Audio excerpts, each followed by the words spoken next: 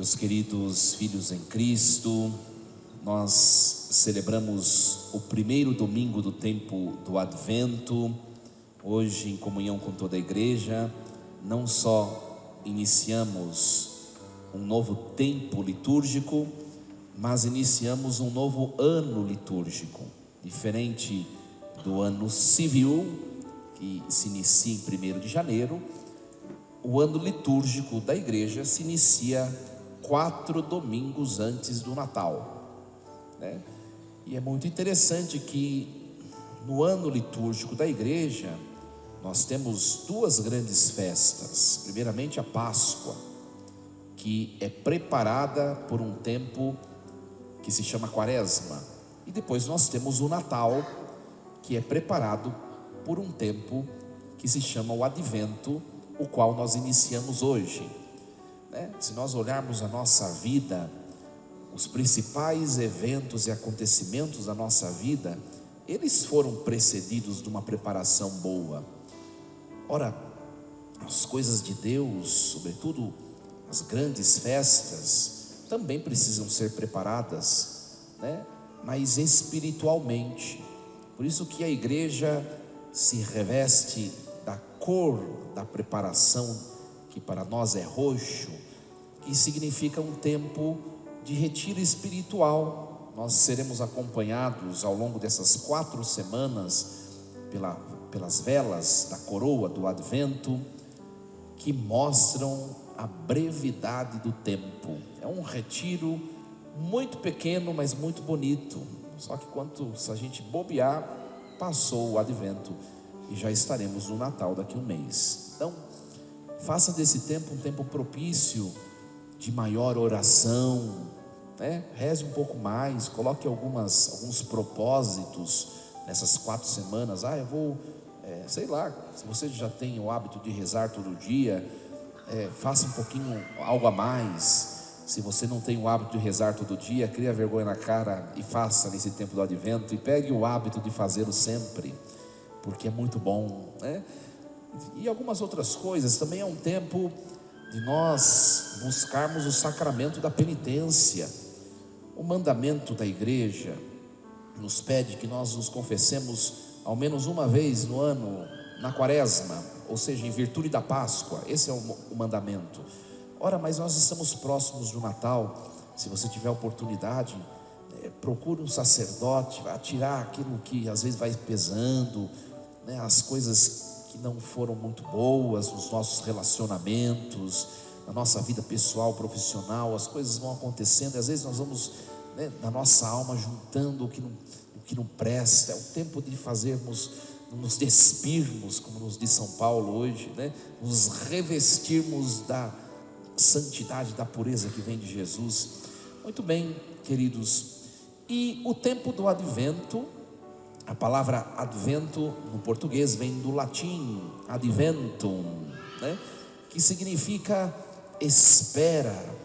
Ora, nós esperamos por alguém que vai chegar, né?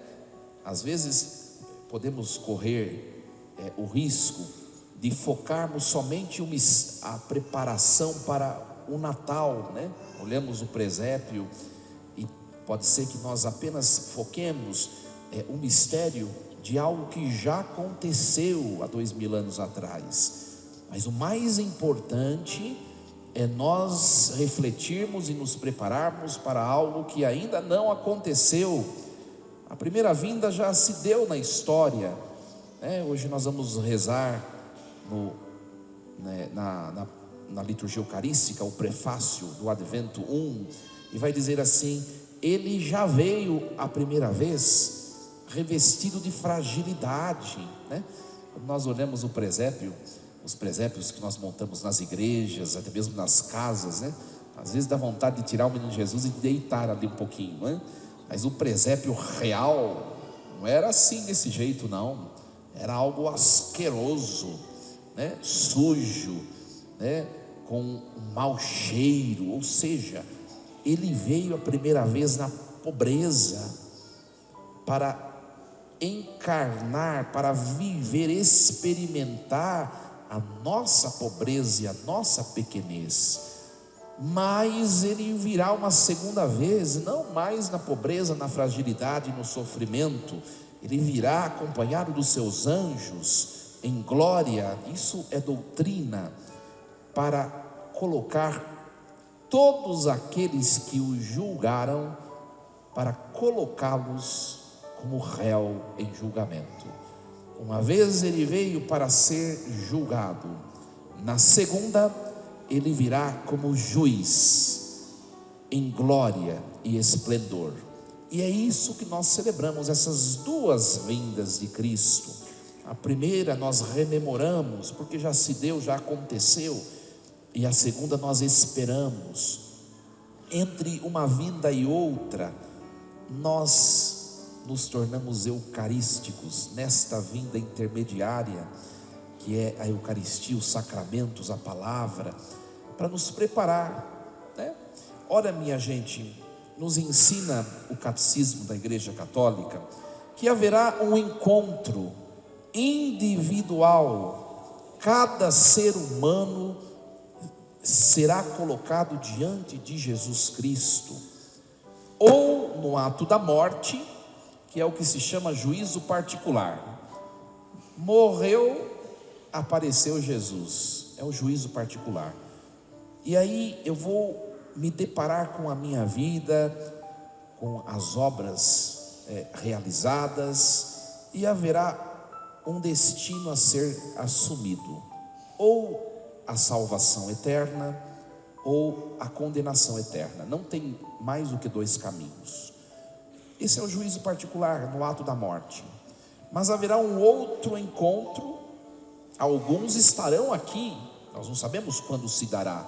A igreja espera 2000 anos este encontro, que é quando Jesus vier em glória e colocará fim à existência da criação, e ele levará a criação a uma realidade de transcendência, de céu. Nós esperamos esse momento. Ora, seja pela morte, ou seja pela vinda gloriosa e o juízo chamado final, nós precisamos estar bem, nos preparando, né? Por isso que sempre no primeiro domingo do Advento nós refletimos textos chamados escatológicos, que falam do fim. Há 2 domingos atrás, no 33º domingo, eu falei isso. A igreja termina o ano litúrgico falando que vai haver um fim, e começa o ano litúrgico também falando que haverá um fim, para que tudo que nós vivermos ao longo do ano, não percamos de vista esse mistério. O Senhor está próximo, né? E é bem verdade, minha gente, que a cada dia que passa é um dia mais próximo do juízo de Deus, né? São Paulo fala isso na segunda leitura, nós ouvimos hoje: irmãos, vós sabeis em que tempo estamos, pois já é hora de despertar.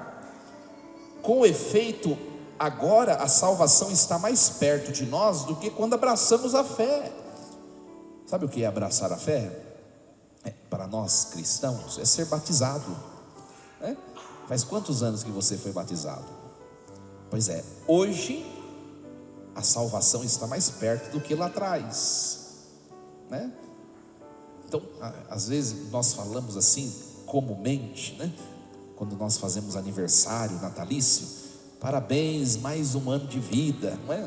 Na verdade é menos um, é um ano mais perto do céu, ou não, é um ano a menos, um ano a menos de oportunidade de nós vivermos o ideal da vida cristã, né? Então, tem gente que pode estar falando: nossa, o padre hoje está negativo, né? E não é negativo, é factual, é verdade, né? E está às portas o Messias, aquele que vem como juiz, né?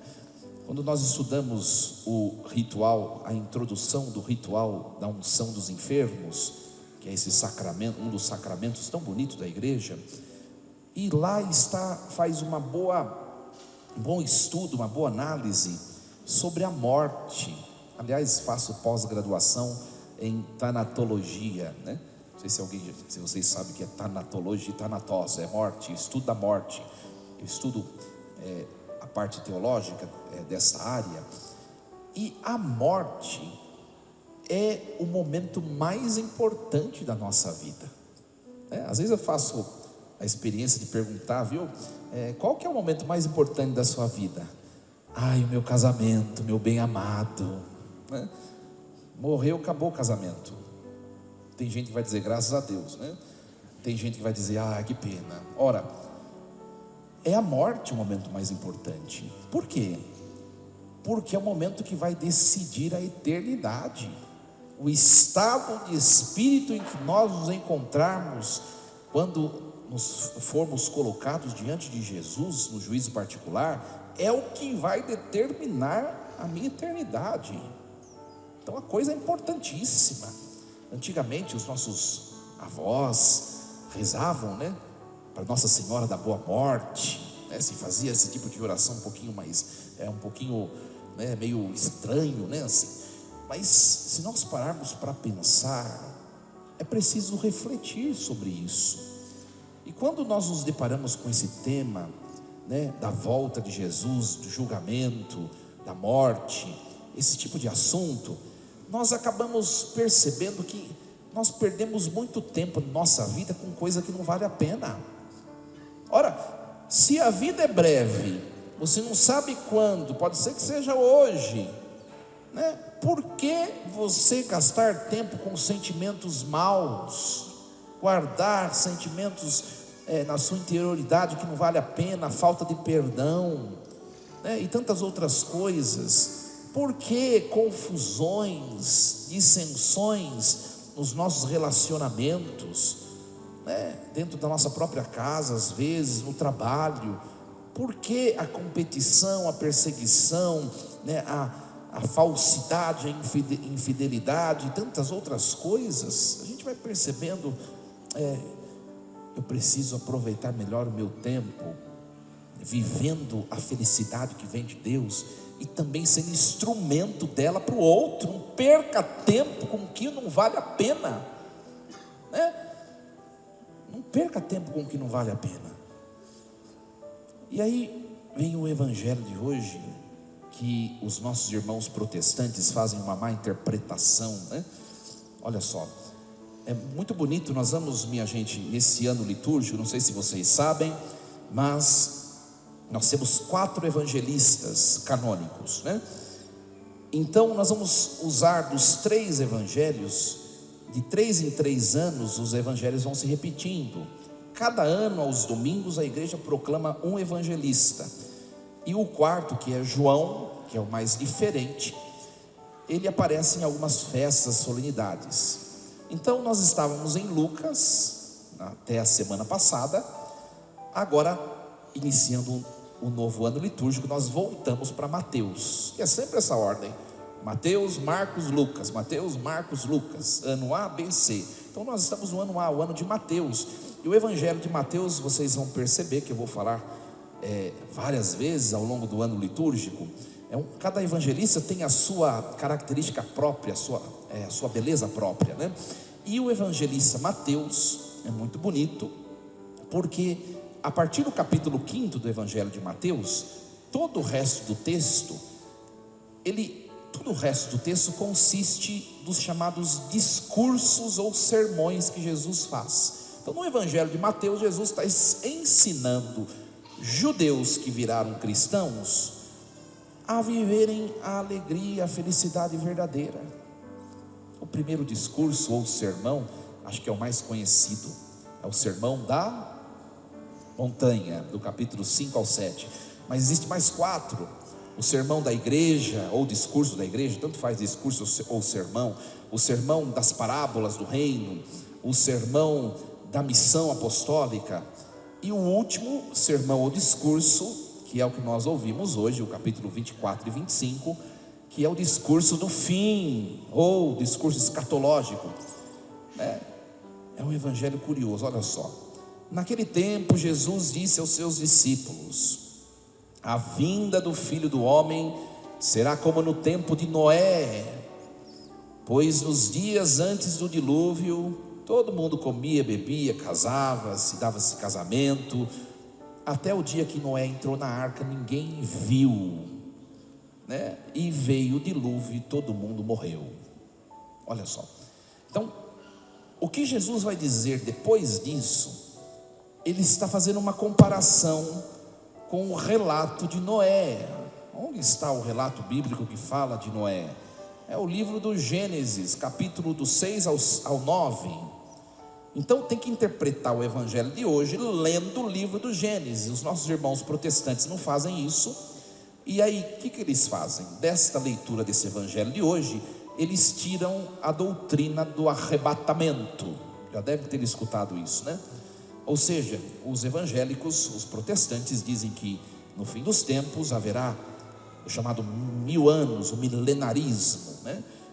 A igreja, os justos serão tirados, arrebatados, e os pecadores, os idólatras, né? Os perversos serão deixados neste mundo para a grande provação. Isso não é doutrina católica. Jesus está comparando com o tempo de Noé. Olha só: do mesmo modo, quando virá o Filho do Homem, acontecerá o seguinte: 2 homens estarão trabalhando no campo, um será levado, o outro será deixado. Ora, se nós olharmos o texto lá de Noé, a família de Noé entrou na arca, foi levada para a arca. Tudo o resto foi deixado, quer dizer, não foi levado na arca. Mesma coisa em relação ao juízo, né?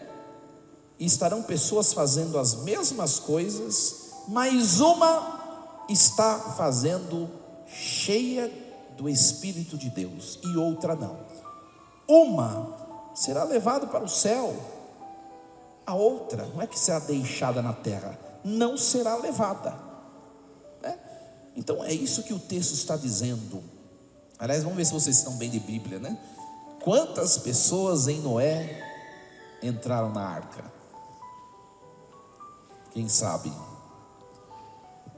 8.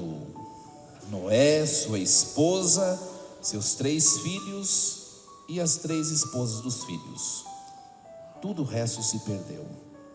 E o Jesus está mostrando aqui o seguinte: que é possível nós vivermos essa preparação para o encontro com Deus naquilo que a gente faz, né? Olha só: 2 homens estarão trabalhando no campo, fazendo a mesma coisa, com os mesmos desafios, com os mesmos problemas, com as mesmas situações difíceis, mas estar em Deus ou não depende da decisão da pessoa.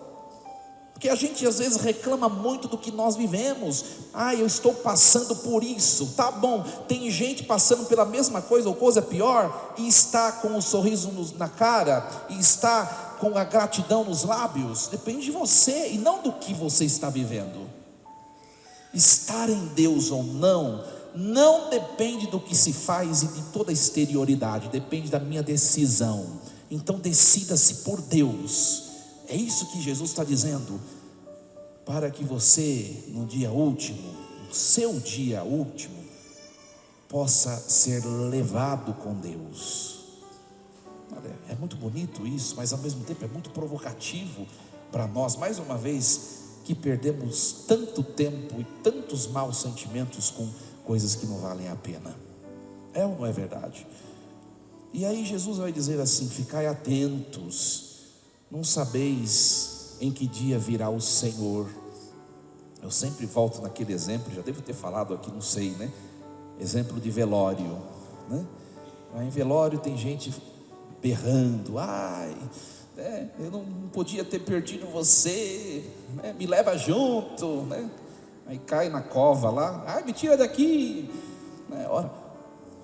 Ou seja, você pode ter certeza que é gente que não amou enquanto dava tempo. Porque se tivesse amado enquanto dava tempo, estaria sóbrio, sereno, com o sentimento: eu cumpri a minha missão. E nós, como nós estamos? Minha gente, se o Senhor vier como um ladrão é imprevisível, não é? Se o Senhor vier hoje, como está o nosso coração? né? De que jeito nós estamos? Nós estaremos, se vier hoje, do lado dos justos, dos bem-aventurados, como vai chamar Mateus depois, ou do lado dos infiéis? E isso não diz respeito somente à questão de pecados, de defeitos, porque isso a gente vai levar até o resto da vida, mas diz respeito à nossa busca de Deus, né? Então, Paulo, na segunda leitura, ele está dizendo, é um texto muito bonito que nós ouvimos hoje. Meus irmãos, a noite já vai adiantada e o dia vem chegando, né?